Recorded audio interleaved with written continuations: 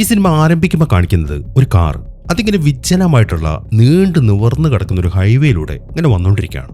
ആ കാറിലുള്ളത് ഒരു ബ്രദറും അവരുടെ സിസ്റ്ററുമാണ്. സിസ്റ്ററാണ് മൂത്ത്. ഇവളുടെ പേര് തൃഷ, ഇവന്റെ പേര് ഡാരി. ഇവർ രണ്ടുപേരും ഇന്ന് ഇവരുടെ വീട്ടിലേക്ക് പോവാണ്, അമ്മയുടെ അടുത്തേക്ക്. കോളേജിലായിരുന്നു. ഇപ്പൊ വെക്കേഷൻ ആയതുകൊണ്ടാണ് ഇങ്ങനൊരു ട്രിപ്പ് ഇവർ പ്ലാൻ ചെയ്തത്. അങ്ങനെ ആ യാത്രക്കിടയിൽ അവരുടെ ലൈഫിൽ സംഭവിച്ചുകൊണ്ടിരിക്കുന്ന പ്രശ്നങ്ങളെക്കുറിച്ചൊക്കെ അവർ സംസാരിക്കുന്നുണ്ട്. ഈ തൃഷയുടെ ബോയ് ഫ്രണ്ടുമായിട്ട് അവൾ ഉടക്കിലാണ്. അതുകൊണ്ടാണ് അവൾ ഇവന്റെ കൂടെ ഇങ്ങനൊരു ട്രിപ്പ് പ്ലാൻ ചെയ്തത്.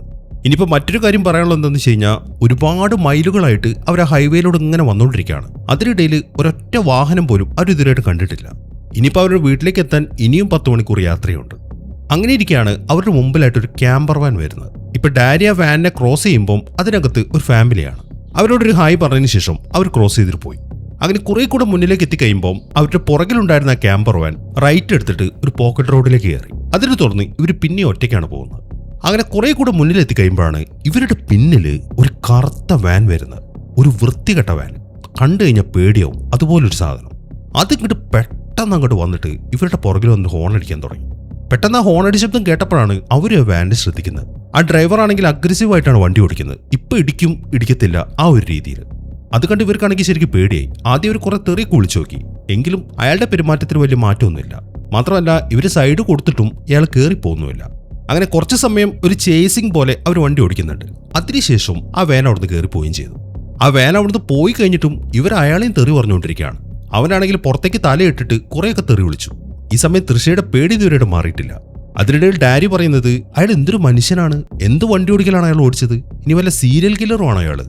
അങ്ങനെ ആ ഡിസ്കഷനൊക്കെ അവർ നടത്തിക്കൊണ്ടിരിക്കുമ്പോഴാണ് ആ ഹൈവേയിൽ നടന്നൊരു ആക്സിഡന്റിനെ കുറിച്ച് അവർക്ക് ഓർമ്മ വരുന്നത്. അത് 1978 ഒരു ഫാമിലി ആ ഹൈവേയിൽ വെച്ചിട്ട് കാണാതായി. അവരുടെ കാറ് കണ്ടെടുത്തു, പക്ഷെ അവരെവിടെയാണ് എന്ന കാര്യം ആർക്കും അറിയത്തില്ല. അതിൽ കാണാതായതിൽ ഒരാളുടെ പേര് കെന്നി എന്നും അതിലെ ലേഡിയുടെ പേര് ഡാർല എന്നുമാണ്. അങ്ങനെ കുറെ കൂടെ അവർ മുന്നിലേക്ക് പോയതിനു ശേഷം ഇപ്പൊ അവർ വണ്ടി നിർത്തി മൂത്രമൊഴിക്കാൻ മുട്ടുന്നുണ്ട്. അങ്ങനെ മൂത്രമൊക്കെ ഒഴിച്ചതിന് ശേഷം കുറച്ച് സമയം കൂടെ അവിടെ ഇരുന്നിട്ട് വർത്തമാനം പറഞ്ഞിട്ട് അവർ പിന്നെയും വണ്ടി എടുത്തു. അങ്ങനെ ആ പൂക്കിലാണ് അവരൊരു കാര്യം ശ്രദ്ധിക്കുന്നത്. അവിടെ ലെഫ്റ്റ് സൈഡിലായിട്ട് ഒരു പഴയ പള്ളി കാണുന്നുണ്ട്. മാത്രമല്ല അവിടെ ഇപ്പം അവർ നേരത്തെ കണ്ട കറുത്ത വാൻ നിർത്തിയിട്ടിരിക്കുകയാണ്. അതിനടുത്തായിട്ട് ഒരാളും ഉണ്ട്. അയാളിപ്പം അവിടെയുള്ള വലിയൊരു പൈപ്പിൻ്റെ ഉള്ളിലേക്ക് എന്തോ ഒരു സാധനം പൊതിഞ്ഞു കെട്ടി അകത്തേക്കിടാണ്.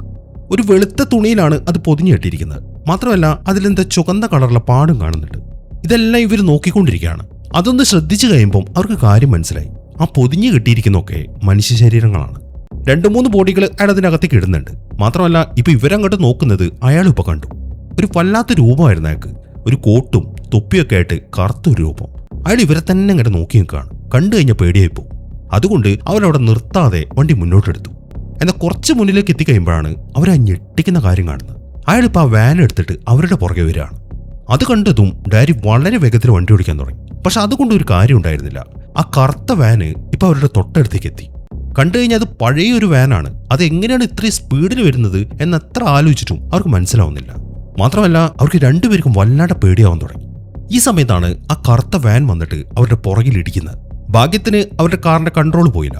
അവൻ കഷ്ടപ്പെട്ട് ആ വണ്ടി ഇങ്ങനെ പിടിച്ചു നിർത്താൻ ശ്രമിക്കുകയാണ്. എന്നാൽ പിന്നെയും അയാൾ വന്നിട്ട് ഇങ്ങനെ പുറകിലിടിക്കാൻ തുടങ്ങി. എങ്ങനെ വെട്ടിച്ചു മാറ്റിയിട്ടും ഡാരിക്ക് അയാളുടെ കയ്യിൽ നിന്ന് രക്ഷപ്പെടാൻ പറ്റുന്നില്ല. അങ്ങനെ കുറെ കൂടെ മുന്നിലേക്ക് എത്തി അയാൾ പിന്നെ ഇടിച്ചു കഴിയുമ്പോൾ ഡാരി എന്ത് ചെയ്യുന്നു വെച്ച് കഴിഞ്ഞാൽ വണ്ടി ലെഫ്റ്റ് സൈഡിലേക്ക് വെട്ടിച്ചു. അവിടെ ഒരു വേലി കെട്ടിയിട്ടുണ്ട്. അപ്പുറത്തായിട്ടൊരു വലിയ പറമ്പാണ്.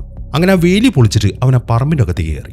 ഈ സമയം ആ കറുത്ത വാനാണെങ്കിൽ നിർത്താതെ അവിടുന്ന് ഓടിച്ചു പോവുകയും ചെയ്തു. അങ്ങനെ ആ വാൻ അവിടുന്ന് പോയപ്പം അവർക്ക് ചെറിയൊരു ആശ്വാസം വന്നെങ്കിലും അവരുടെ പേടി ഇതുവരെയായിട്ട് മാറിയിട്ടില്ല. അങ്ങനെ ഒരു 5 മിനിറ്റ് കഴിഞ്ഞതിന് ശേഷം അവർ വണ്ടിയിൽ നിന്ന് വെളിയിലേക്ക് ഇറങ്ങി.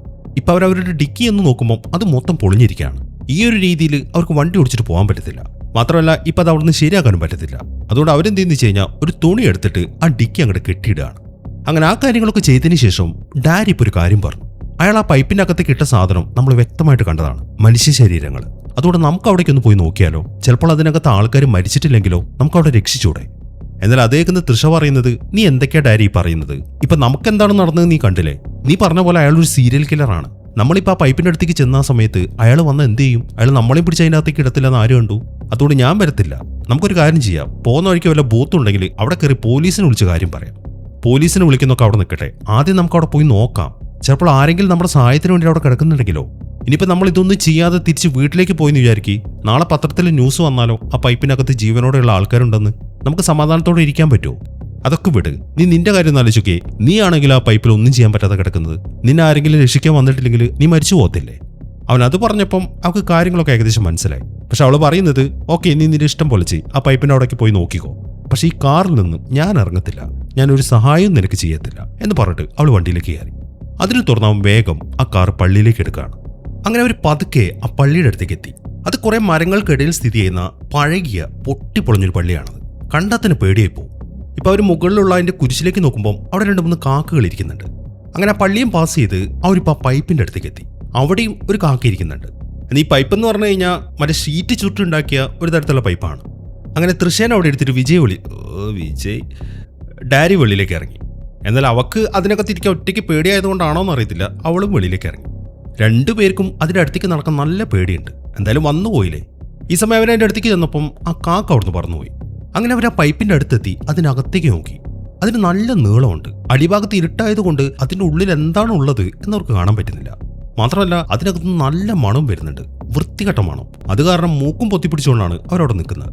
ഇവിടെ നിന്ന് നോക്കിയിട്ടൊന്നും കാണുന്നില്ല. ഡാരി, നീ വന്നേ, പോവാം, എനിക്കിവിടെ നിന്നിട്ട് പേടിയാവുന്നു. നിനക്ക് പോവല്ലേ, ഇവിടം വരെ വന്നതല്ലേ, നീ പോയിട്ട് ടോർച്ച് എടുത്തിട്ട് വാ എന്ന് പറഞ്ഞിട്ട് അവൻ ടോർച്ച് എടുക്കാൻ വേണ്ടി അവളെ പറഞ്ഞു വിട്ടു. എന്നിട്ട് ഡാരി ഇപ്പം അതിനകത്തേക്ക് നോക്കിയിട്ട് ഉറക്കെ വിളിക്കാൻ തുടങ്ങി, ആരെങ്കിലും കേൾക്കുന്നുണ്ടോ എന്ന് അറിയാൻ വേണ്ടി. എന്നാൽ എവിടെ നിന്നും ഒരു റിപ്ലൈ പോലും കിട്ടുന്നില്ല. അങ്ങനെ അവിടുന്ന് റിപ്ലൈ ഒന്നും കിട്ടാത്ത കാണുമ്പോൾ ഡാരി അപ്പുറത്തേക്ക് മാറി. എന്നാൽ മാറിക്കഴിഞ്ഞപ്പോഴാണ് ആ പൈപ്പിന്റെ താഴെ നിന്നും ആരോ വിളിക്കുന്ന ശബ്ദം അവൻ കേൾക്കുന്നത്. അതിനെ തുടർന്ന് അവൻ പിന്നെ തിരിച്ചു വന്നു. അപ്പൊ അതിനകത്ത് ജീവനോട് ആളുണ്ട് എന്ന കാര്യം അവന് മനസ്സിലായി. അങ്ങനെ തൃശ ഇപ്പം ടോർച്ചായിട്ട് എത്തി. എന്നാൽ ടോർച്ച് അടിച്ച് നോക്കിയിട്ടും താഴെ ഒന്നും കാണുന്നില്ല. പക്ഷെ ആ സൗണ്ട് അവൻ കേട്ടതാണ്. അവനത് തൃശ്ശയുടെ അടുത്ത് പറയുകയും ചെയ്തു. എന്നാൽ ഇപ്പം ആ സൗണ്ട് ഒന്നും കേൾക്കാത്തോണ്ട് നിനക്ക് തോന്നിയതാവും എന്നാണ് അവള് പറയുന്നത്. എന്നാൽ അവൻ ഉറപ്പുണ്ട് അവൻ ആ സൗണ്ട് കേട്ടതാണ്. അതുകൊണ്ട് അവൻ ആ പൈപ്പിന്റെ ഉള്ളിലേക്ക് ഇറങ്ങാൻ തീരുമാനിച്ചു. എന്നാൽ അത് കാണുമ്പോൾ, നീ എന്താ ഡാരി കാണിക്കുന്നത്, നിനക്ക് വട്ടാണോ? ഞാൻ നിന്നോട് പറഞ്ഞില്ലേ അതിനകത്ത് ആരോ ഉണ്ട്, ആ സൗണ്ട് ഞാൻ കേട്ടതാണ്, ഞാൻ ഇറങ്ങി നോക്കട്ടെ. അങ്ങനെ അവൻ ഇറങ്ങാൻ തുടങ്ങുമ്പോഴാണ് പിന്നെ ആ സൗണ്ട് കേൾക്കുന്നത്. ഇപ്പൊ അത് അവളും കേട്ടു. അപ്പൊ അവൾക്കും മനസ്സിലായി അതിനകത്ത് ആളുണ്ടെന്ന്. അങ്ങനെ അവളോട് അവന്റെ കാലിൽ പിടിക്കാൻ പറഞ്ഞിട്ട് അവൻ ആ പൈപ്പിന്റെ ഉള്ളിലേക്ക് ഇറങ്ങിയിട്ട് അവിടെ കിടന്നു. എന്നിട്ട് പിന്നെയും താഴെയുള്ള ആളെ വിളിച്ചു. അതിൽ ഇപ്പം റിപ്ലൈ ഒന്നും കേൾക്കുന്നില്ല. ഈ സമയത്താണ് അവൻ താഴെ എന്തോ അനങ്ങുന്ന കാണുന്നത്. അവൻ അതിലേക്ക് ടോർച്ചടിച്ച് നോക്കി. എന്നാൽ പെട്ടെന്നാണ് ഒരു എലി അങ്ങോട്ട് വരുന്നത്. അതിനെ കണ്ടപ്പോൾ ശരിക്കും ഞെട്ടിപ്പോയി. ഒന്നല്ല 2-3 എലികൾ ഉണ്ടായിരുന്നു. അതുകൊണ്ട് തന്നെ അവൻ പേടിച്ച് നിലവിളിക്കാൻ തുടങ്ങി. അവൻ നിലവിളിക്കുന്നതിന്റെ കൂടെ അവന്റെ ശരീരം ഇങ്ങനെ അനക്കുന്നുണ്ട്. അത് കാരണം അവളുടെ പിടിവിട്ടു. ഈ സമയം അവള് പുറത്തേക്ക് വീണു, അവനാണെങ്കിൽ ആ പൈപ്പിന്റെ ഉള്ളിലേക്കും. അങ്ങനെ കുറേ നേരം ആ പൈപ്പിലൂടെ പോയി അവിടെ ഒരു അണ്ടർഗ്രൗണ്ടിലേക്കാണ് അവൻ ചെന്ന് വീഴുന്നത്. തലയടിച്ച് വീണതുകൊണ്ട് അവന് ബോധം പോവുകയും ചെയ്തു. ഈ സമയം തൃശ്ശ എഴുന്നേറ്റിട്ട് അവനെ വിളിക്കുന്നുണ്ട്. പക്ഷെ അവന്റെ ഭാഗത്തുനിന്ന് ഒരു റിപ്ലൈ അവൾക്ക് കിട്ടുന്നില്ല. ഈ സമയം അവനവിടെ ബോധം കെട്ട് കിടക്കുന്നത് അവൾക്ക് കാണാനും പറ്റുന്നുണ്ട്. അങ്ങനെ അവളെ കുറെ വിളിച്ചു കഴിയുമ്പോൾ അവനിപ്പോൾ എഴുന്നേറ്റു. ഇപ്പം നിന്റെ ആ കടി ഇങ്ങോട്ട് തീർന്നില്ലേ, ഇനി നീ ഇപ്പം എങ്ങനെ അവിടെ നിന്ന് പുറത്തേക്ക് വരും? എന്നാൽ അവനതിന് മറുപടി ഒന്നും പറയുന്നില്ല. എന്നാൽ ഈ സമയം അവൻ അവന്റെ കയ്യിൽ നോക്കുമ്പോൾ കൈയൊക്കെ മുറിഞ്ഞിട്ടുണ്ട്. അത് കാരണം അവൻ എന്ത് ചെയ്യുന്ന വെച്ച് കഴിഞ്ഞാൽ അവന്റെ ബനിയന്റെ ഒരു കഷ്ണം കയറി എടുത്തിട്ട് അവന്റെ കൈ ചുറ്റുകയാണ്. അങ്ങനെ അവൻ അവിടുന്ന് എഴുന്നേറ്റ് കഴിയുമ്പോഴാണ് ഒരു ഞെട്ടിക്കുന്ന കാര്യം കാണുന്നത്. അത് നേരത്തെ അയാൾ കൊണ്ടിട്ട ആ ശരീരമായിരുന്നു. അങ്ങനെ അവൻ ആ ശരീരത്തിന്റെ അടുത്തേക്ക് എത്തി. എന്നിട്ട് അവൻ അതിനോട് ചോദിക്കുന്നത്, നീയാണോ എന്നെ വിളിച്ചതെന്നാണ്. എന്നാൽ ആ ശരീരത്തിന്റെ ഭാഗത്തുനിന്ന് റിപ്ലൈ ഒന്നും കിട്ടുന്നില്ല. എന്നാൽ അവനീ സംസാരിക്കുന്നത് മുകളിൽ നിന്ന് അവള് കേൾക്കുന്നുണ്ട്. നീ ആരോടാ ഡാരി സംസാരിക്കുന്നത്? അതേക്ക് അവൻ പറയുന്നത്, അയാൾ കൊണ്ടിട്ട് ആ ശരീരമല്ലേ, അതിലൊരെണ്ണം ഇവിടെ കിടക്കുന്നുണ്ട്. അത്രയും പറഞ്ഞിട്ട് അവൻ അങ്ങോട്ട് തിരിയുമ്പോൾ പെട്ടെന്ന് ആ ശരീരം അവന്റെ കാലിൽ പിടിച്ചു. അത് കാണുമ്പോൾ അവൻ ശരിക്കും അങ്ങോട്ട് ഞെട്ടിപ്പോയി. ഈ സമയം അവൻ നോക്കുമ്പോൾ അയാളാണെങ്കിൽ ശ്വാസം കിട്ടാതെ ഇങ്ങനെ പെടയാണ്. കാരണം അയാളുടെ മുഖത്ത് ആ തുണി ചുറ്റിരിക്കുകയാണല്ലോ. അത് കാണുന്ന അവൻ പെട്ടെന്ന് താഴേക്ക് ഇരുന്നിട്ട് അയാളുടെ മുഖത്ത് ആ തുണി അങ്ങോട്ട് വലിച്ചു കയറുകയാണ്. എന്നാൽ ഈ സമയം അയാൾക്ക് സംസാരിക്കാൻ പറ്റുന്നില്ല. മാത്രമല്ല അയാളുടെ കൈയാണെങ്കിൽ വല്ലാണ്ട് വിറയ്ക്കുന്നുമുണ്ട്. അയാളിപ്പോൾ അവനൊന്ന് നോക്കിയിട്ട് അയാളുടെ നെഞ്ചിൽ കൈവച്ചു. അയാൾക്ക് എന്തോ അവിടെ വല്ലാണ്ട് വേദന എടുക്കുന്ന പോലെ. അതുകൊണ്ട് ഡാരി അവിടുത്തെ തുണി അങ്ങോട്ട് വലിച്ചു കയറുകയാണ്. എന്നാൽ ആ കാഴ്ച അവനെ ഞെട്ടിച്ചു കളഞ്ഞു. അയാളുടെ നെഞ്ചിൽ നിന്ന് താഴേക്ക് ഇങ്ങനെ കയറിയിട്ടുണ്ട്. മാത്രമല്ല അതിപ്പോൾ തുന്നി വെച്ചിരിക്കുകയാണ്. അയാളിപ്പോൾ അയാളുടെ തല പൊക്കി അവന്റെ ചെവിയിൽ എന്തോ പറയാൻ ശ്രമിച്ചു. പക്ഷെ അയാളെ കൊണ്ടത് പറ്റുന്നില്ല. അപ്പോഴേക്കും അയാൾ മരിച്ചുപോയി. ഇതൊക്കെ കണ്ട് ഡാരിക്കാണെങ്കിൽ എന്താണ് ചെയ്യേണ്ടത് എന്നൊരു ഐഡിയയും കിട്ടുന്നില്ല. അതിനിടയിൽ തൃശ്ശയാണെങ്കിൽ മുകളിൽ നിന്ന് ഇങ്ങനെ വിളിക്കുന്നുണ്ട്, എന്തെങ്കിലും ഒന്ന് നീ പറ ഡാരി, എനിക്കിവിടെ നിന്നിട്ട് പേടിയാവുന്നു. പക്ഷെ അവനൊന്നും പറയാൻ പറ്റുന്നൊരു മാനസികാവസ്ഥയായിരുന്നില്ല. അങ്ങനെ അവൻ എഴുന്നേറ്റ് നിന്നിട്ട് അവളോട് പറയുന്നത്, നമുക്ക് എത്രയും പെട്ടെന്ന് ഇവിടുന്ന് രക്ഷപ്പെടണം, അല്ലെങ്കിൽ പണിയാണ്. അതുകൊണ്ട് നീ പോയിട്ട് ആരെങ്കിലും വിളിച്ചോണ്ട് വാ, റോട്ടിലേക്ക് ഇറങ്ങ്, അതിൽ ആരെങ്കിലും ഒക്കെ വരുന്നുണ്ടാവും, ചെല്ല്, വേഗം ചെല്ല്. പക്ഷെ ഞാൻ ആരെങ്കിലും വിളിച്ചോണ്ട് വന്നാലും നീ എങ്ങനെ അവിടുന്ന് വെളിയിലേക്ക് ഇറങ്ങും? അവൾ ആ ചോദ്യം കേൾക്കുമ്പോൾ അവൻ പറയുന്നത്, ഇത് ഈ പള്ളിയുടെ നിലവറയാണെന്നാണ് എനിക്ക് തോന്നുന്നത്, ഇവിടുന്ന് രക്ഷപ്പെടാനൊരു വഴി ഉണ്ടാവും, നീ പോയിട്ട് ആരെങ്കിലും വിളിച്ചോണ്ടോ ആദ്യം, എന്നിട്ട് പറ്റുകയാണെങ്കിൽ പോലീസിനെ കൂടെ അറിയിക്കേ. ആ സമയം ഞാൻ ഇവിടുന്ന് ഇറങ്ങാൻ പറ്റുന്ന വല്ല വഴിയുണ്ടോ നോക്കട്ടെ. പിന്നെ മറ്റൊരു കാര്യം കൂടെ, നമ്മൾ നേരത്തെ കണ്ട ആ വാൻ ഉണ്ടല്ലോ, അയാളുടെ വണ്ടി, അതെങ്ങാനും ഇങ്ങോട്ട് തിരിച്ചു വരുന്ന കണ്ടാല് അപ്പം നീ എനിക്ക് സിഗ്നൽ തരണം. അതെല്ലാം കേൾക്കുമ്പോൾ നിനക്ക് അവിടെ നിന്ന് ഇങ്ങനെ ഓരോന്ന് പറഞ്ഞാൽ മതിയല്ലോ, ഇനിയിപ്പോൾ എല്ലാം ഞാൻ ചെയ്യണ്ടേ? ഞാൻ ആദ്യമേ പറഞ്ഞില്ല നിന്നോട് ഇങ്ങോട്ട് വരണ്ടാന്ന്, ഇനിയിപ്പോൾ പറഞ്ഞിട്ട് എന്താ കാര്യം എന്നും പറഞ്ഞിട്ട് അവൾ അപ്പുറത്തേക്ക് നടന്നു. ഈ സമയത്താണ് ആ കാക്കകളുടെ ശബ്ദം കേൾക്കുന്നത്. അവൾ തിരിഞ്ഞു നോക്കുമ്പോൾ ആ പള്ളിയിലും ആ ഏരിയയിലുമായിട്ട് കുറെ കാക്കകളുണ്ട്. അവറ്റകളെല്ലാവരും കൂടെ ഇങ്ങനെ കൂട്ടത്തോടെ നിന്നിട്ട് ബേളം വെച്ചുകൊണ്ടിരിക്കുകയാണ്. അങ്ങനെ അവളവിടെ നിന്ന് പോയി കഴിഞ്ഞതിന് ശേഷം അവനവിടെ വീണ് കിടക്കുന്ന അവൻ്റെ ടോർച്ച് എടുത്തു. എന്നിട്ട് അവൻ ആ ടോർച്ച് അടിച്ച് നോക്കുമ്പോൾ അവിടെ താഴെയായിട്ട് നേരത്തെ അയാളെ കൊണ്ടുപോയിട്ട് 2-3 ബോഡികൾ കൂടെ കിടക്കുന്നുണ്ട്. അതൊക്കെ നോക്കിയതിന് ശേഷം അവൻ പിന്നെ മുന്നോട്ട് നടക്കുകയാണ്. ഈ സമയം എവിടെയായിട്ട് ഒരു മെഷീൻ വെച്ചിട്ടുണ്ട്. മാത്രമല്ല അതിൻ്റെ അടുത്ത് കുറെ കെമിക്കൽസും പിന്നെ ആൾക്കാരെ കൊല്ലുന്ന കുറെ വെട്ടുകത്തികളും കാര്യങ്ങളൊക്കെ. അത് മൊത്തം ഇങ്ങനെ മാറാൽ പിടിച്ച് കിടക്കുകയാണ്. എന്നാൽ ഈ സമയത്താണ് എൻ്റെ പൊന്നെ ഒരു ഞെട്ടിക്കുന്ന കാഴ്ച കാണുന്നത്. അവിടുത്തെ റൂഫിലായിട്ട് നിറയെ ശരീരങ്ങളാണ്. എല്ലാം നന്നായിട്ട് പഴകിയിട്ടുമുണ്ട്. ഈ സമയം തന്നെ തൃശ്ശിയാണെങ്കിൽ അവിടെ കാറുമായിട്ട് അവിടുത്തെ റോഡ് സൈഡിൽ നിൽക്കുകയാണ്. എല്ലാ ഏരിയയിലൂടെ ഒന്നും ഒരു ഈച്ച പോലും പാറുന്നില്ല. വണ്ടികളൊന്നും വരാത്തോണ്ട് തന്നെ അവളാണെങ്കിൽ വല്ലാത്ത നിരാശയിലുമാണ്. ഈ സമയം ഡാരി ആണെങ്കിൽ അവിടെ ഇങ്ങനെ സെർച്ച് ചെയ്തുകൊണ്ടിരിക്കുന്നുണ്ട്. അതിനിടയിലാണ് അവൻ 2 ബോഡികൾ കാണുന്നത്. ആ ബോഡികൾക്ക് പ്രത്യേകതയുണ്ട്. അത് ആണും പെണ്ണുമാണ്. അവരിങ്ങനെ കൈ പിടിച്ചാണ് നിൽക്കുന്നത്. മാത്രമല്ല അവരുടെ ശരീരങ്ങൾ പരസ്പരം തുന്നിക്കെട്ടിയിരിക്കുകയാണ്. അയാളുടെ കയ്യിലായിട്ടൊരു മോതിരവും കാണുന്നുണ്ട്. ഈ സമയത്താണ് പുറത്ത് നിൽക്കുന്ന തൃശ്ശി ഒരു കാര്യം കാണുന്നത്. ഒരു വാൻ അങ്ങോട്ട് വരുന്നു. അത് കണ്ടതും അവൾ വേഗം വണ്ടിക്കകത്ത് കയറി. പക്ഷെ അവൾക്ക് എത്ര ശ്രമിച്ചിട്ടും വണ്ടി സ്റ്റാർട്ട് ആവുന്നില്ല. കുറേ നേരമായിട്ട് അവൾ അതിന് ട്രൈ ചെയ്തുകൊണ്ടിരിക്കുകയാണ്. എന്നാൽ അപ്പോഴേക്കും ആ വാൻ അവളുടെ അടുത്തേക്ക് എത്തി. എന്നാൽ അത് പാസ് ചെയ്ത് പോയി കഴിയുമ്പം അവൾ വിചാരിച്ച പോലെ അത് അയാളുടെ വാൻ ആയിരുന്നില്ല. അതൊരു ട്രക്കാണ്. അത് കണ്ട് സമാധാനത്തിലിരിക്കുമ്പോഴാണ് പെട്ടെന്ന് ഡാരി അങ്ങോട്ട് ഓടി വരുന്നത്. പെട്ടെന്ന് അവൻ അങ്ങോട്ട് വന്നുകൊണ്ട് തന്നെ അവൾ ശരിക്കും ഞെട്ടിപ്പോയി. അതുകൊണ്ട് അവൾ അവനെ കുറെ തെറിയും പറഞ്ഞു. എന്നാൽ ഈ സമയം അവൾ നോക്കുമ്പോൾ അവൻ പേടിച്ചരണ്ടാണ് നിൽക്കുന്നത്. അതിലവൾക്ക് എന്തോ ഒരു പന്തികേട് തോന്നി. നിനക്കത് എന്തു പറ്റി? എന്നാൽ അവനാണെങ്കിൽ ടോട്ടലി സൈലന്റ് ആണ്. ഒന്നും അവൻ മിണ്ടുന്നില്ല. അങ്ങനെ അവർ 2 പേരും ആ കാർ എടുത്തിട്ട് അവിടുന്ന് പോവാണ്. അങ്ങനെ കുറേ നേരമായിട്ട് അവനാണെങ്കിൽ ഒന്നും മിണ്ടാതെയാണ് അതിലിരിക്കുന്നത്. അത് കാണുമ്പോൾ നീ എന്തെങ്കിലും ഒന്ന് പറഞ്ഞു തൊലയ്ക്കടോ ഡാരി, എനിക്കിവിടെ പേടിയായിട്ട് വയ്യ. പക്ഷെ അവനാണെങ്കിൽ ഒന്നും മിണ്ടുന്നില്ല. ഈ സമയം അവൾ നോക്കുമ്പോൾ കാറിന്റെ പെട്രോൾ തീരാനായിട്ടുണ്ട്. അതും കൂടെ ആകുമ്പോൾ അവൾക്ക് ടെൻഷൻ ആവാൻ തുടങ്ങി. ഇനിയിപ്പോൾ എന്താണ് ചെയ്യുക എന്നൊക്കെ ഒരു ഐഡിയയും കിട്ടുന്നില്ല. എന്നാൽ ഈ സമയം അവൻ സംസാരിക്കാൻ തുടങ്ങി. അവനിപ്പോൾ അവിടെ കണ്ട ആ 2 ബോഡികളെ കുറിച്ചാണ് പറയുന്നത്. ആ പരസ്പരം ചേർത്ത് കെട്ടിയ ബോഡികൾ. അതവിടെ കാണാതായ ആ കെന്നിയുടെയും ഡാർലിയുടെയും ബോഡിയാണ്. അങ്ങനെ കുറെ സമയം യാത്ര ചെയ്തതിനു ശേഷം അവർ ഒരു റെസ്റ്റോറന്റ് കണ്ടു. അവരവിടേക്ക് വണ്ടി നിർത്തി. എന്നിട്ട് അവൾ പറയുന്നത് നമുക്ക് ഇവിടുന്ന് ഫോൺ ചെയ്യാം, പിന്നെ നിന്റെ മുഖത്ത് മൊത്തം അഴുക്കാണ്, നീ ആദ്യം പോയിട്ട് മുഖമൊക്കെ ഒന്ന് കഴുകുക എന്നും പറഞ്ഞിട്ട് അവർ വണ്ടിയിൽ നിന്ന് ഇറങ്ങി. എന്നാൽ ഈ സമയത്താണ് അവർ ആ കാഴ്ച കാണുന്നത്. അത് ആ കറുത്ത വാനായിരുന്നു. അതിപ്പോൾ വളരെ വേഗത്തിൽ അവരെ പാസ് ചെയ്തിട്ട് പോയി. അതിൽ നിന്നും അയാൾ ആ പള്ളിയിലേക്ക് തന്നെയാണ് പോകുന്നത് എന്ന കാര്യം അവർക്ക് മനസ്സിലായി. അതുകൊണ്ട് അവർ വേഗം ആ റെസ്റ്റോറന്റിന്റെ ഉള്ളിലേക്ക് പോവാണ്. ആ റെസ്റ്റോറന്റിനകത്തായിട്ട് കുറെ ആൾക്കാർ ഇരിക്കുന്നുണ്ട്. അവൾ ചെന്ന ഉടനെ തന്നെ എത്രയും പെട്ടെന്ന് നിങ്ങൾ പോലീസിനെ വിളിക്കണം എന്നാണ് പറയുന്നത്. ഈ സമയം അവർ നോക്കുമ്പോൾ ഇവരാണെങ്കിൽ പേടിച്ചരണ്ടാണ് നിൽക്കുന്നത്. അതുകൊണ്ട് ഒരു ലേഡി ഇപ്പം അപ്പുറത്തേക്ക് പോയി. ഈ സമയം അവളിപ്പോൾ ഡാരിയുടെ അടുത്ത് പറയുന്നത് പോലീസുകാർ ഇപ്പോൾ വരും, നീ കണ്ട കാര്യങ്ങളൊക്കെ ഉടനെ തന്നെ അവരോട് പറയാം, എന്നിട്ട് നമുക്ക് ഇവിടുന്ന് പോവാം, അല്ലാതെ ഇതിന്റെ പുറകെ നമ്മൾ പോകാൻ നിൽക്കണ്ട. അവൾ അത് പറയുമ്പോൾ അവൻ പറയുന്നത് തൃഷ എന്നെ കൊണ്ട് ഇനി ഒന്നിനും വയ്യ, ഞാൻ പേടിച്ചരണ്ട് നിൽക്കുകയാണ്. അയാളിപ്പോൾ ആ പള്ളിയിലേക്കാണ് പോയതെങ്കിൽ നമ്മൾ അവിടെ വന്നിട്ടുണ്ടെന്നുള്ള കാര്യം അയാൾ അറിയും. അപ്പൊ പിന്നെ നമ്മുടെ കാര്യം പോക്കാണ്. അവൻ അത് പറഞ്ഞു തീരുമ്പോഴാണ് അവിടുത്തെ ഫോൺ ബെല്ലടിക്കുന്നത്. എന്നാൽ കുറേ നേരമായിട്ട് ബെല്ലടിച്ചിട്ടും ആരും ആ ഫോൺ എടുക്കുന്നില്ല. അതുകൊണ്ട് തൃഷ ചെന്നൊരു ഫോൺ എടുത്തു. ഈ സമയം ആ ഫോണിൽ സംസാരിക്കുന്നത് ഒരു ലേഡിയാണ്. ആ ലേഡി ഇപ്പോൾ പറയുന്നത് നീ തൃഷയല്ലേ, നിന്റെ അടുത്ത് നിന്റെ ബ്രദറായ ഡാരി നിൽക്കുന്നില്ലേ, നിങ്ങളെ ഞാൻ കുറെ പൂച്ചകളുടെ ഇടയിൽ കണ്ടു, നിങ്ങൾ പൂച്ചകളെ വല്ലതും കണ്ടായിരുന്നു. എന്നാൽ അതെല്ലാം കേൾക്കുമ്പോൾ അവൾക്കൊന്നും മനസ്സിലാവുന്നില്ല. അത് കാണുമ്പം ഡാരി ആ ഫോൺ മേടിച്ചു. ഇപ്പൊ ഡാരിയുടെ സൗണ്ട് കേൾക്കുമ്പോൾ ആ ലേഡി പറയുന്നത് നീ ഡാരി അല്ലേ, നീ ഇട്ടിരിക്കുന്നത് ഒരു മഞ്ഞ ബനിയനല്ലേ, അത് കീറിയിട്ടുമുണ്ട്, നിന്റെ കയ്യിൽ രക്തം വരുന്നില്ലേ, നിന്റെ വയറിന്റെ അടുത്തായിട്ട് ഒരു ടാറ്റു നീ അടിച്ചിട്ടില്ലേ. അവർ ഈ കാര്യങ്ങളൊക്കെ പറയുമ്പോൾ അവന് ശരിക്കും അത്ഭുതമായി. കാരണം അവൻ അങ്ങനെ ഒരു ടാറ്റു അടിച്ചിട്ടുണ്ട്. മാത്രമല്ല അവർ പറയുന്ന അതേ രൂപത്തിലാണ് അവൻ അവിടെ നിൽക്കുന്നു. ഈ സമയം അവൻ അവരോട് ചോദിക്കുന്നത് ഇതൊക്കെ നിങ്ങൾക്ക് എങ്ങനെ അറിയാമെന്നാണ്. അതേക്ക് ആ ലേഡി പറയുന്നത് നിങ്ങളിപ്പോൾ അതിന്റെ വീട് കണ്ടെത്തി, ആ വീടിന്റെ നിലവറയിലായിട്ട് ഇഷ്ടംപോലെ ശരീരങ്ങൾ നിങ്ങൾ കണ്ടില്ലേ, ആ ശരീരങ്ങളൊക്കെ അവിടെ ഇരിക്കുന്നതുകൊണ്ട് ആ വീടിനെ പറയുന്നത് ഹൗസ് ഓഫ് പെയിൻ എന്നാണ്. നിങ്ങൾ കണ്ട ആ ജന്തു ഉണ്ടല്ലോ, അതെന്താണെന്ന് എനിക്കറിയത്തില്ല. അതൊരു പക്ഷെ ചെകുത്താനായിരിക്കാം, അല്ലെങ്കിൽ പിശാചായിരിക്കാം, അല്ലെങ്കിൽ വേറെ എവിടുന്നോ വന്ന ആർത്തി മൂത്തൊരു സാധനമായിരിക്കും. അതിന്റെ വണ്ടിയും ഞാൻ കണ്ടു. ഇപ്പൊ അതിന് നിന്നെ മനസ്സിലായിട്ടുണ്ട്. അതുകൊണ്ട് ഉറപ്പായിട്ടും അതിന്റെ പുറകെ വരും. നിനക്ക് രക്ഷപ്പെടാനൊരു വഴിയുണ്ട്, അത് ഞാൻ പറഞ്ഞുതരാം. അവരത്രയും പറഞ്ഞു കഴിയുമ്പോൾ പിന്നീട് കാണിക്കുന്ന അവരുടെ വീടാണ്. പക്ഷെ അവരുടെ മുഖം കാണിക്കുന്നില്ല. ഈ സമയം അവിടെ ഒരു പാട്ട് വെച്ചിട്ടുണ്ട്, ജീപ്പേഴ്സ് ക്രീപ്പേഴ്സ് ഇങ്ങനെ തുടങ്ങുന്നൊരു പാട്ടാണ്. അവരതിന്റെ അടുത്തേക്ക് ഫോൺ വെച്ചിട്ട് അവൻ ആ പാട്ട് കേൾപ്പിച്ചു കൊടുത്തു. എന്നിട്ട് അവർ പറയുന്നത് ഈ പാട്ട് നീ കേട്ടില്ലേ, ഇതുപോലൊരു പാട്ട് നീ എപ്പോഴെങ്കിലും കേട്ടാല് അപ്പം നീ അവിടെ നിന്ന് ഓടിക്കൊള്ളണം. ആ പാട്ട് നീ കേട്ടിട്ടുണ്ടെങ്കിൽ അതിന്റെ അർത്ഥം നിനക്ക് ആപത്ത് വരുന്നുണ്ടെന്നാണ്. അത് നീ സ്വപ്നത്ത് പോലും വിചാരിക്കാത്തൊന്നും. ഇങ്ങനെയുള്ള കാര്യങ്ങളൊക്കെ അവർ പറയുമ്പോൾ അവന് ശരിക്കും ഭ്രാന്തായി. അവൻ പെട്ടെന്ന് അങ്ങോട്ട് ഫോൺ കട്ട് ചെയ്യാണ്.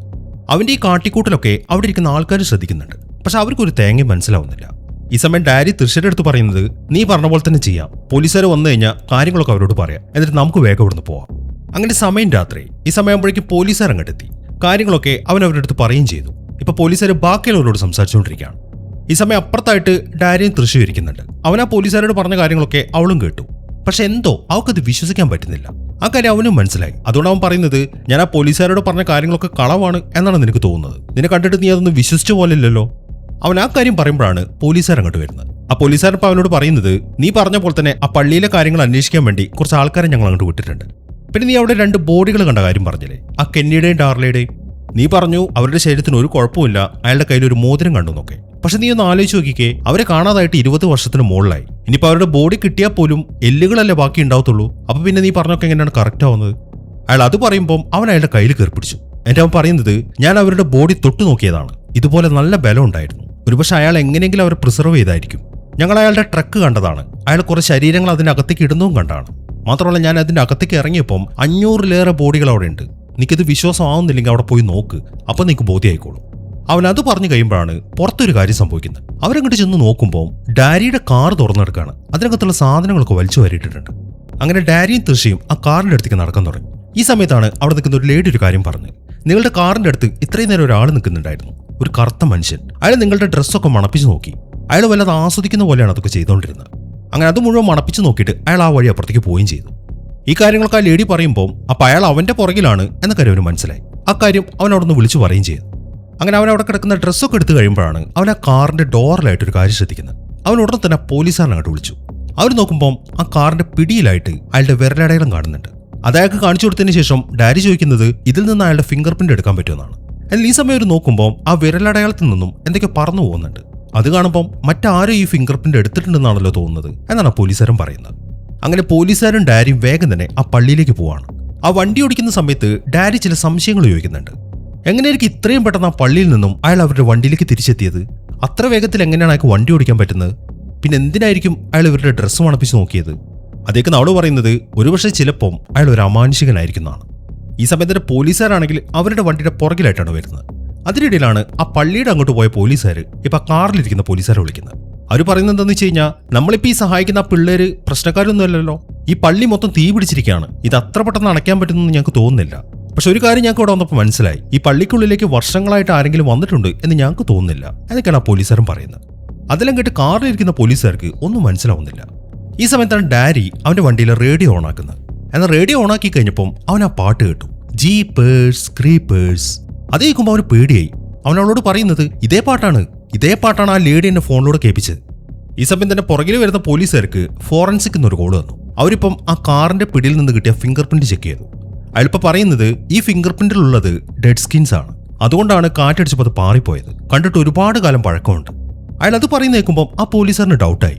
എന്നാൽ ഈ സമയത്താണ് അവരുടെ കാറിന്റെ മുകളിലേക്ക് എന്തോ ഒന്ന് വീഴുന്ന ശബ്ദം കേൾക്കുന്നത്. ഈ സമയം ഡാരി ആണെങ്കിൽ ആ പാട്ട് തന്നെ കേട്ടുകൊണ്ടിരിക്കുകയാണ്.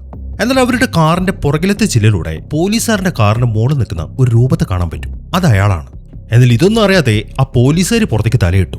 അവളിപ്പോ കാറിന്റെ മുകളിലേക്ക് നോക്കുമ്പോൾ ആ രൂപത്തെ കണ്ട് അവൾ ഞെട്ടിപ്പോയി. എന്നാൽ അടുത്ത സെക്കൻഡിൽ അയാൾ അവളെ മുകളിലേക്ക് വലിച്ചെടുത്തു. എന്നിട്ട് ആ കാറിന്റെ റൂഫ് പൊളിച്ചിട്ട് ആ പോലീസുകാരനെ മുകളിലേക്ക് എടുത്തു. എന്നിട്ട് അയാളുടെ കയ്യിലുള്ള ഒരു മഴ വെച്ചിട്ട് അയാളുടെ തലയ്ക്ക് ഒരു വെട്ടുകൊടുക്കുകയാണ്.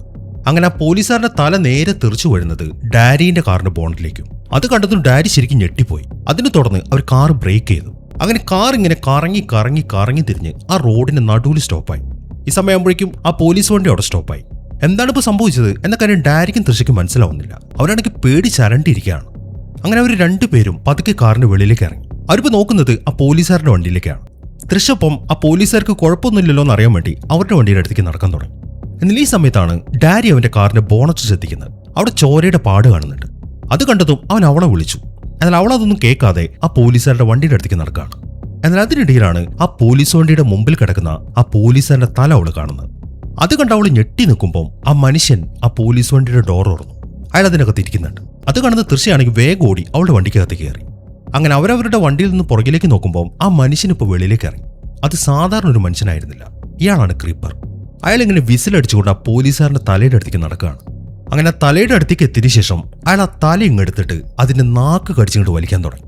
ഇതൊന്നും കണ്ടു നിൽക്കാനുള്ള ശക്തി അവർക്കുണ്ടായിരുന്നില്ല. തൃശ പെട്ടെന്ന് തന്നെ വണ്ടി മുന്നോട്ടെടുക്കുകയാണ്. ഈ സമയം തന്നെ ക്രീപ്പർ ആണെങ്കിൽ അവിടെ കിടക്കുന്ന ബോഡിയൊക്കെ എടുത്തിട്ട് അയാളുടെ വണ്ടിക്കകത്ത് കയറ്റാണ്. ആ വണ്ടിക്കകത്താണെങ്കിൽ വേറെയും കുറെ ബോഡികളും കിടക്കുന്നുണ്ട്. ഈ സമയം തന്നെ തൃശയാണെങ്കിൽ നല്ല വേഗതയിലാണ് വണ്ടി ഓടിക്കുന്നത്. അത് കാണുമ്പോൾ നീ എന്തിനാണ് ഇത്ര വേഗത്തിൽ പോകുന്നത്, വണ്ടി പതുക്കെയാക്ക്.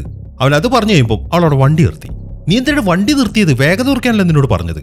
എന്നാൽ ഈ സമയം റോഡിന്റെ അപ്പുറത്തായിട്ടൊരു വീട് കാണുന്നുണ്ട്. ആ വീട് കണ്ടതുകൊണ്ടാണ് അവൾ വണ്ടി നിർത്തിയത്. അവിടുന്ന് ആരെങ്കിലും ഫോൺ ചെയ്യാമെന്ന് വിചാരിച്ചിട്ട്.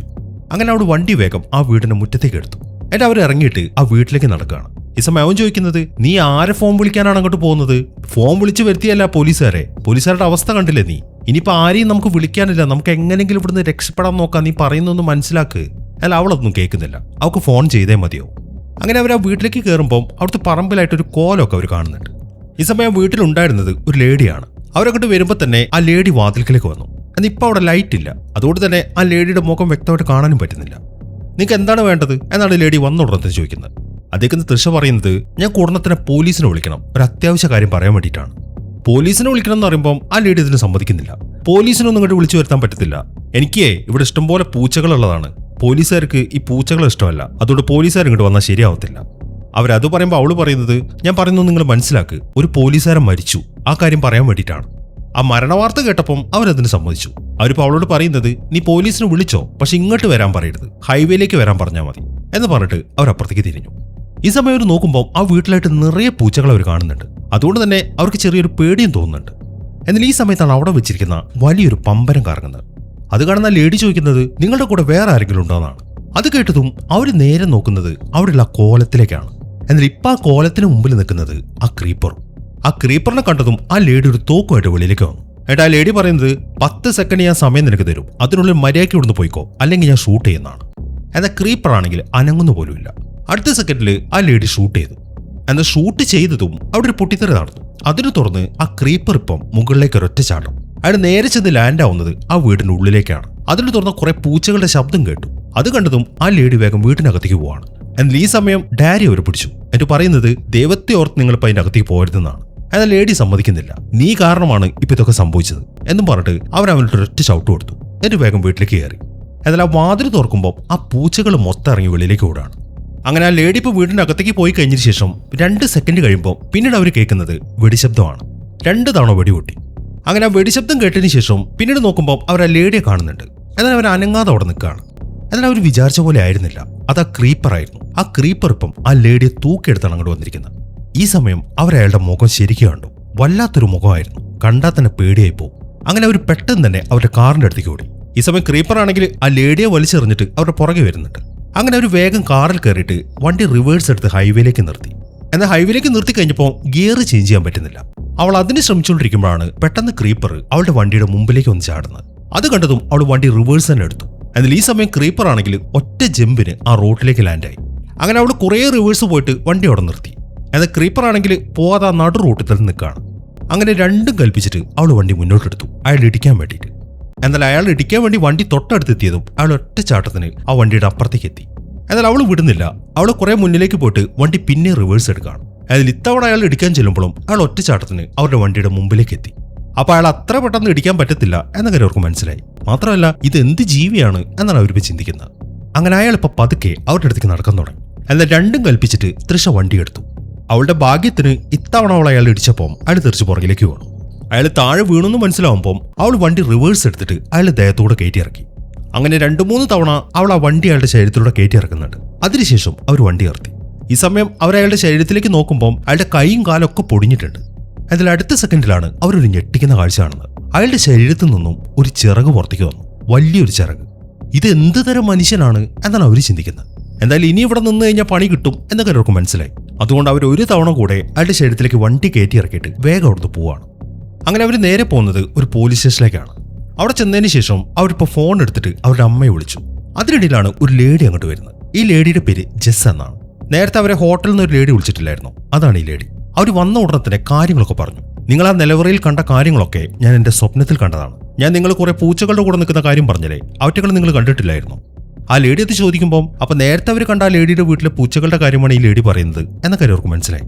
അങ്ങനെ ആ ലേഡി ഇപ്പം ആ ക്രീപ്പറിനെ കുറിച്ച് പറയാൻ തുടങ്ങി. 23 വർഷങ്ങൾ കൂടുമ്പോൾ വസന്തകാലത്താണ് ആ ജീവി ഇങ്ങോട്ട് വരുന്നത്. 23 ദിവസങ്ങൾ മാത്രം അത് ഇവിടെ ഉണ്ടാവും. ആ 23 ദിവസവും അത് ഭക്ഷിച്ചുകൊണ്ടേയിരിക്കും. എന്നാൽ അത് മനുഷ്യരെ മുഴുവനായിട്ട് തിന്നില്ല. മനുഷ്യരുടെ ഓർഗൻസ് ആണ് അത് കഴിക്കുന്നത്. അത് ശ്വസിക്കാൻ വേണ്ടി മനുഷ്യരുടെ ശ്വാസകോശം അത് കഴിക്കും, കണ്ണുകൾ കഴിക്കും. അങ്ങനെ ആ ജീവി മനുഷ്യരുടെ എന്തൊക്കെ കഴിക്കുന്നോ അതെല്ലാം ആ ജീവിയുടെ ശരീരത്തിന്റെ ഭാഗമായിട്ട് മാറുകയും ചെയ്യും. അതൊരു പുരുഷനെ പോലെയാണ് വസ്ത്രം ധരിക്കുന്നതെങ്കിലും അതൊരു മുഖംമൂടി മാത്രമാണ് എന്നൊക്കെയാണ് ലേഡി പറയുന്നത്. ഇതെല്ലാം കേട്ട് അവരാണ് ഈ ശരിക്കും ഞെട്ടിയിരിക്കുകയാണ്. ഇതേസമയം തന്നെ ആ സ്റ്റേഷനിലുണ്ടായിരുന്ന 2 പോലീസുകാർ അവരുടെ വണ്ടി എടുത്തുകൊണ്ട് അവിടുന്ന് പോയി. അതിൽ ആ വണ്ടി അവിടുന്ന് പോയി കഴിയുമ്പോഴാണ് ആ ക്രീപ്പറിന്റെ വാൻ വന്ന് നിൽക്കുന്നത്. അങ്ങനെ ക്രീപ്പർ ആ വാനിൽ നിന്ന് ഇറങ്ങിയിട്ട് ഞൊണ്ടിക്കൊണ്ട് ആ പോലീസ് സ്റ്റേഷനകത്തേക്ക് കയറി. ഈ സമയം അവർ ആ കാര്യങ്ങളൊക്കെ അവിടെ നിന്ന് സംസാരിക്കുകയാണ്. തൃഷ ഇപ്പം ആ ക്രീപ്പറിനെ ഇടിച്ചിട്ട കാര്യമൊക്കെ ആ ലേഡിയുടെ അടുത്ത് പറഞ്ഞു. എന്നാൽ ഈ സമയം ആ ലേഡി പറയുന്നത് അതുകൊണ്ടൊന്നും ഒരു കാര്യമില്ല, ആ ജീവിക്ക് ഭക്ഷിക്കാൻ കഴിയുന്നിടത്തോളം കാലം അതിനൊന്നും ചെയ്യാൻ പറ്റത്തില്ല. നിങ്ങൾ രണ്ടുപേരിൽ ആരുടെ ഒരാളുടെ ശരീരത്തിൽ അതിന് ഇഷ്ടപ്പെട്ട എന്തോ ഒന്നുണ്ട്. അത് ആരുടെ ശരീരത്തിലാണ് എന്ന് അതിന് മനസ്സിലാവുന്നവരെ അത് നിങ്ങളെ ഫോളോ ചെയ്തുകൊണ്ടേയിരിക്കും. അത് നിങ്ങളെ പേടിപ്പിക്കും. പേടിയിൽ നിന്നാണ് അത് കാര്യങ്ങളൊക്കെ തിരിച്ചറിയുന്നത്. ആ കാര്യങ്ങളൊക്കെ ആ ലേഡി പറയുമ്പോഴാണ് പെട്ടെന്ന് അവിടെ കറണ്ട് പോകുന്നത്. അതിൽ നിന്നും ആ ജീവി ഇപ്പം അങ്ങോട്ട് വന്നു എന്ന കാര്യം അവർക്ക് മനസ്സിലായി. അങ്ങനെ പെട്ടെന്ന് തന്നെ അവിടുത്തെ എമർജൻസി ലൈറ്റ് ഒക്കെ ഓണായി. ഒരു പോലീസുകാരനൊപ്പം അവിടെ തടവുപൊളികൾ കിടക്കുന്ന ആ സെല്ലിലേക്ക് പോവാണ്. ഈ സമയത്താണ് അയാൾ ഒരു ഞെട്ടിക്കുന്ന കാഴ്ച കാണുന്നത്. ആ ക്രീപ്പർ ഇപ്പം ഒരു സെല്ലിന്റെ അകത്തേക്ക് കയറി ഒരാളുടെ കൈയും കാലൊക്കെ തിന്നുകൊണ്ടിരിക്കുകയാണ്. അതിനെ തുറന്ന് അയാളുടെ കൈയൊക്കെ വളർന്നു വന്നു. അത് കണ്ടതും ആ പോലീസുകാരൻ അയാളെ ഷൂട്ട് ചെയ്തു. എന്നാൽ ഈ സമയത്താണ് ആ ജീവി എഴുന്നേക്കുന്നത്. പിന്നീട് കേൾക്കുന്നത് ആ പോലീസുകാരന്റെ നിലവിളിയാണ്. എന്നാൽ ഇതൊന്നും ആരും അറിഞ്ഞിട്ടില്ല. ഇപ്പോൾ ഒരു പോലീസുകാരൻ അവരുടെ അടുത്തേക്ക് വന്നിട്ട് പറയുന്നത് നമുക്ക് എത്രയും പെട്ടെന്ന് ഇവിടുന്ന് പോകാമെന്നാണ്. എന്നാൽ ആ ലേഡി അതിന് സമ്മതിക്കുന്നില്ല. ആ ലേഡി പറയുന്നത് ഇവരെ നിങ്ങൾ എങ്ങോട്ട് മാറ്റിയിട്ട് ഒരു കാര്യമില്ല, ആ ജീവി ഉറപ്പായിട്ട് ഇവരുടെ പുറകെ വരും. ഞാൻ ആ പാട്ട് കേട്ടതാണ്, ജീപ്പേഴ്സ് ക്രീപ്പേഴ്സ്. ആ പാട്ടിന്റെ കൂടെ ഒരാളുടെ നിലവിളി ഉണ്ടായിരുന്നു എന്നൊക്കെയാണ് ആ ലേഡി പറയുന്നത്. എന്നാൽ അതിനിടയിലാണ് അവിടുത്തെ വയർലെസ്സിൽ ഒരു കോള് വരുന്നത്. അതിൽ പറയുന്നത് ആ പോലീസുകാരനും ഒരു തടവുള്ളി മരിച്ച കാര്യമാണ്. അത് കേട്ടതും എല്ലാവരും ഇപ്പൊ ചെതറി ഓടി. അങ്ങനെ എല്ലാവരും കൂടെ ഓടിയിട്ട് ഇപ്പൊ പോലീസുകാരെല്ലാം കൂടെ തോക്കും പിടിച്ചിട്ട് അവിടെ അങ്ങനെ നിരന്ന് നിൽക്കുകയാണ്. ഒരു പോലീസുകാരനിപ്പം അവിടെ ചെക്ക് ചെയ്യാൻ വേണ്ടി മുന്നോട്ട് പോയി. എന്നാൽ പെട്ടെന്നാണ് ആ ജീവി മുകളിൽ നിന്ന് വന്നിട്ട് ആ പോലീസുകാരനെ പിടിക്കുന്നത്. പിന്നീട് അവർ നോക്കുമ്പോൾ കാണുന്നത് ആ പോലീസുകാരന്റെ നെഞ്ചിലായിട്ട് ഒരു ഓട്ടയാണ്. അയാളുടെ ഹൃദയം ആ ജീവി എടുത്തുകൊണ്ട് പോയി. അതിനെ തുടർന്ന് ആ പോലീസുകാരൻ താഴേക്ക് വീഴുകയും ചെയ്തു. അങ്ങനെ ആ പോലീസുകാരന്റെ പണി കഴിഞ്ഞ് കഴിയുമ്പോൾ ബാക്കിയുള്ള പോലീസുകാരൊക്കെ നേരെ മുകളിലേക്ക് നോക്കി. എന്നാൽ ആ ജീവി അവിടെ കാണുന്നില്ല. ഇതേസമയം തന്നെ ഡാരിയും ടീമും ഇപ്പൊ വേറൊരു ഭാഗത്താണ്. എന്താണ് ഇനി ചെയ്യേണ്ടത് എന്നവർക്ക് അറിയത്തില്ല. അവർക്ക് അവിടെ നിന്ന് രക്ഷപ്പെടാനും പറ്റുന്നില്ല. ഈ സമയത്താണ് ഡാരി ആ ലേഡിയുടെ അടുത്തൊരു കാര്യം ചോദിക്കുന്നത്. സത്യം പറ, ഇനി എന്താണ് നടക്കാൻ പോകുന്നത് എന്ന കാര്യം നിങ്ങൾ മുൻകൂട്ടി കണ്ടതല്ലേ? ആരെയാണ് ആ ജീവി പിടിക്കാൻ പോകുന്നത്? ഞങ്ങളിൽ ആരെയാണ് അതിന് വേണ്ടത്? അവൻ അത് ചോദിക്കുമ്പോൾ ആ ലേഡി ഇപ്പം തൃശ്ശേനെയാണ് നോക്കുന്നത്. എന്നാൽ ഈ സമയത്താണ് ആ ജീവി അങ്ങോട്ട് വരുന്നത്. അത് കണ്ടതും ആ ലേഡി അവരോട് അവിടെ നിന്ന് ഓടാൻ പറയാണ്. അതിനെ തുടർന്ന് അവർ വേഗം മുകളിലേക്ക് ഓടി. അങ്ങനെ ക്രീപ്പർ പെട്ടെന്ന് വന്നിട്ട് ആ ലേഡിയെ പിടിച്ചു. എന്നിട്ട് അത് അവിടെ നിന്ന് മണപ്പിച്ചു നോക്കുകയാണ്. പക്ഷെ എന്തോ അത് അവിടെ കൊല്ലുന്നില്ല. ഇതേസമയം തന്നെ ഡാരിയും തൃശ്ശയും ഇപ്പൊ ആ സ്റ്റേഷന്റെ ആ ഇൻട്രോഗേഷൻ റൂമിൽ നിൽക്കുകയാണ്. പെട്ടെന്നാണ് അവിടുത്തെ ചില്ലും തകർത്തുകൊണ്ട് ആ ജീവി അങ്ങോട്ട് വരുന്നത്. വന്ന ഉടനെ തന്നെ ആ ജീവി രണ്ടുപേരെയും പിടിച്ചു. എന്നിട്ട് അവരെ രണ്ടുപേരെയും ഒന്ന് മണത്ത് നോക്കി. എന്നിട്ട് അവരൊന്ന് നക്കി നോക്കും കൂടെ ചെയ്തു. അങ്ങനെ അതൊക്കെ കഴിഞ്ഞതിന് ശേഷം അതിപ്പോ തൃശ്ശയെ എടുത്തിട്ട് ഒരൊറ്റ കൊടുത്തു. എന്നിട്ട് അവനെ മാത്രം പിടിച്ചിരിക്കുകയാണ്. ഈ സമയത്താണ് ആ പോലീസുകാരൊക്കെ അങ്ങോട്ട് വരുന്നത്. വന്ന ഉടനെ തന്നെ അവരവരുടെ തോക്കെടുത്തു. അത് കണ്ടതും ആ ജീവി ഉച്ചത്തിൽ അലറുകയാണ്. ഒരു ഭീകര രൂപമായിരുന്നു അതിന്റെ. അതിൽ ഈ സമയം തൃശ മുന്നോട്ട് വന്നിട്ട് പറയുന്നത്, നിനക്ക് എന്നെയല്ലോ വേണ്ടത്, നീ എന്തിനാണ് അവനെ പിടിച്ചിരിക്കുന്നത്?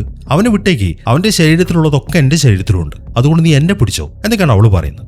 അതിൽ ഈ സമയം ആ ജീവി ഒന്നുകൂടെ അലറി. എന്നിട്ട് അതിന്റെ ചിറകുകൾ ഇങ്ങനെ വിടർത്താണ്. എന്നിട്ട് പെട്ടെന്ന് തന്നെ അവിടുത്തെ ജനാലയും തകർത്തിട്ട് വേഗം അവനും കൊണ്ട് അവിടെ പറന്നു പോവുകയും ചെയ്തു. ഇതെല്ലാം കാണുമ്പോൾ തൃശയാണെങ്കിൽ ആ പോലീസ് സ്റ്റേഷന് വെളിയിലേക്ക് വന്നു.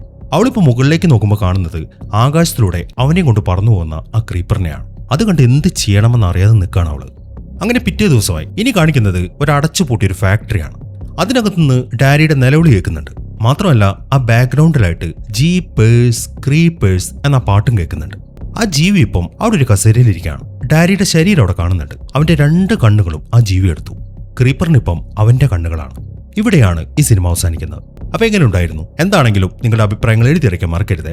പിന്നെ ഹൈപ്പ് ചെയ്യാനും മറക്കരുത്. അപ്പൊ പുതിയൊരു കിടിലൻ സിനിമയുമായിട്ട് നമുക്ക് അടുത്ത വീഡിയോയിൽ കാണാം.